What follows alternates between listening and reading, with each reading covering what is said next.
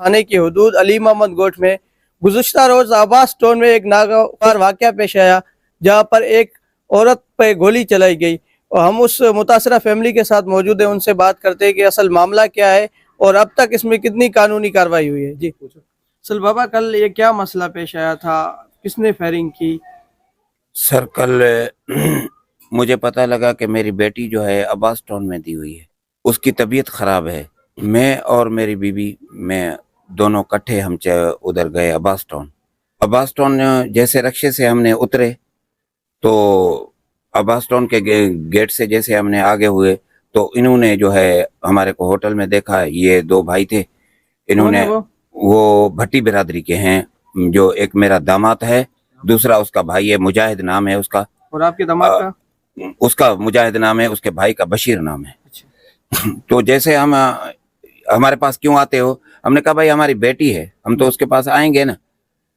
तो जैसे हम आगे हुए तो गली आ गई, गली जैसे आ गई तो इन्होंने पिस्टल निकाला तो मैं भागना शुरू किया। एक केबिन थी इस्माइल घरी मरी के घर के थोड़ा पीछे, तो मैं उसमें छुप गया। जैसे इन्होंने फायर मारा तो वो उनका फायर मिस हुआ। उसके बाद दूसरी गोली लगाई, वो मेरी घरवाली को लगी। अच्छा। हाँ, वो जख्मी हो गई। उसके बाद जो है हमने 15 पे इतला किया, फिर पुलिस आई। फिर उसके बाद जो है मैं अल खिदमत अस्पताल में लेकर गया, उन्होंने रेफर किया फिर जना में। फिर उसके बाद मैं 4 बजे इधर रात को वापस आया। फिर एसओचे साहब ने मुझे बुलाया।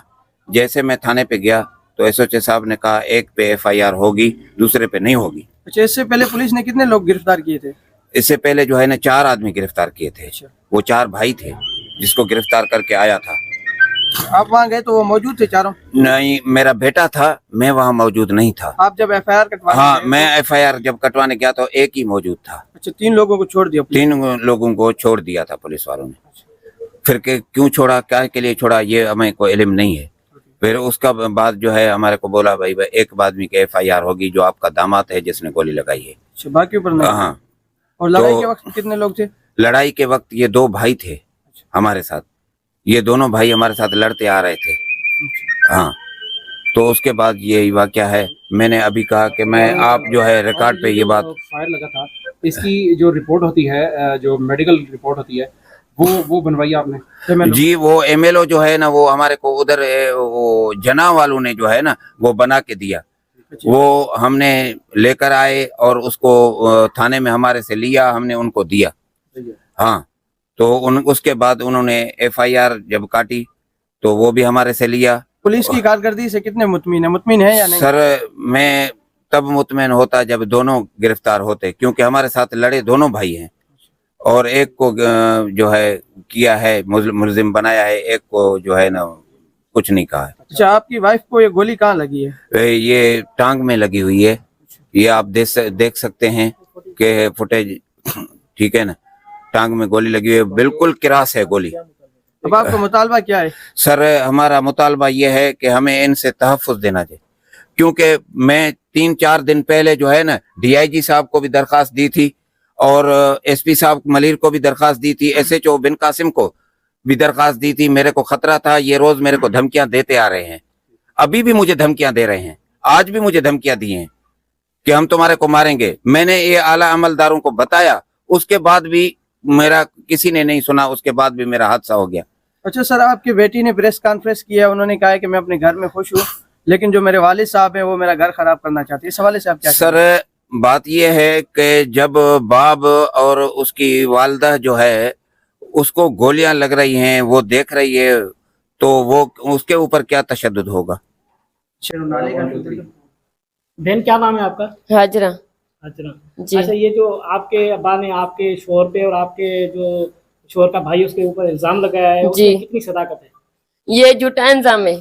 अच्छा, इसमें कोई कार्रवाई नहीं, ये झूठा मेरे शोहर पे इंजाम लगाया। पहले खुद गोली लगा के आए, फिर मेरे शोहर को बोले तुमने लगाई गोली।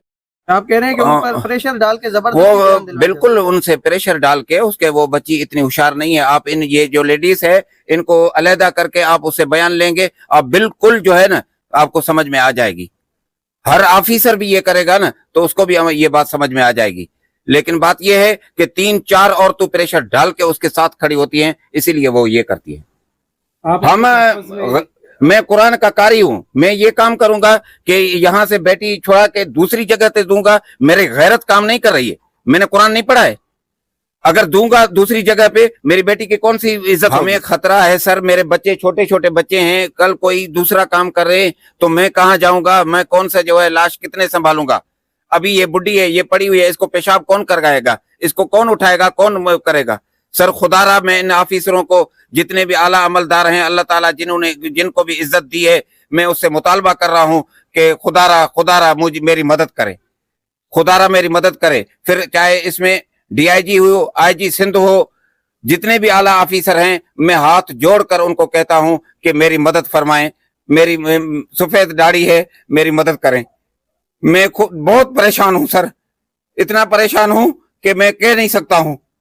अभी आपका अपनी बेटी को मिलने का दिल करता है? सर इतना दिल करता है कि क्या मेरे पास मेरी एक ही बेटी है, मेरा इतना दिल करता है, मैंने रात मेरी नहीं गुजरती है, दिन मेरा नहीं गुजरता है। सारी बात है, बेटियों के लिए बाप का दिल जो है उदास होता है। ये मेरा खून है, मैं उस खून को, एक बेटी को मैंने कैसे पाला होगा, कैसे पोषा होगा, लेकिन ये बात है कि आपको ये मिलने नहीं दे रहे हैं, मेरे पास नहीं छोड़ रहे हैं। अभी उसकी माँ जो है गोलियों के हादसा हुआ है, फिर भी उन्होंने नहीं छोड़ा है।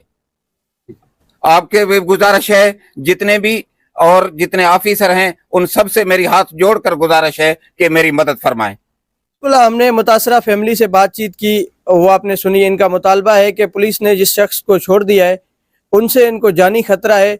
इन्होंने आईजी सिंध, वज़ीर आला सिंध, डीआईजी ईस्ट और एसएसपी मलिर से मुतालबा किया है कि उस शख्स को भी कानून के कटहरे में लाया जाए और इनके बेटी से मुलाकात कराई जाए। जी।